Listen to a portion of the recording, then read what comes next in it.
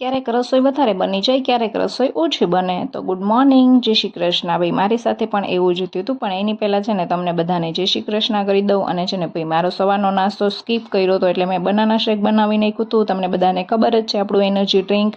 અને પછી છે ને મને આજે એની ઉપર બદામ ભભરાવીને ટ્રાય કરવાની ઈચ્છા થઈ કે કેવું લાગે છે એમ, પણ સોલિડ લાગ્યું તો એક નંબર. તમે બી ટ્રાય કરી શકો છો.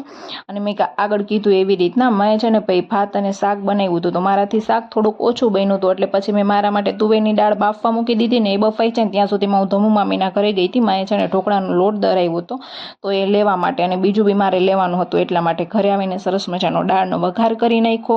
અને પછી હું ભર તડકાની છે ને ધમુ મામીના ઘરે ગઈ હતી ને, તો મને એટલું માથું ચડ્યું હતું ને, હું તડકાની નીકળું ને એટલે મને માથું દુખવા માંડે.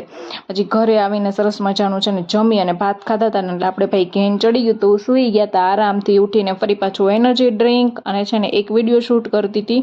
તો છે ને વિડીયોમાં મતલબ કે આ પાણી ને એવું બધું જરૂર પડે, તો ભાઈ આખા રસોડામાં પાણી થઈ ગયું હતું. ફટાફટ બધું સાફ કરીને રાધાને થોડી વાર નીચે લઈ ગઈ, અને આ વાદળોને જોઈને કહું છું કે હવે વરસી જા તો સારું છે ભાઈ, બહુ ગરમી પડે છે.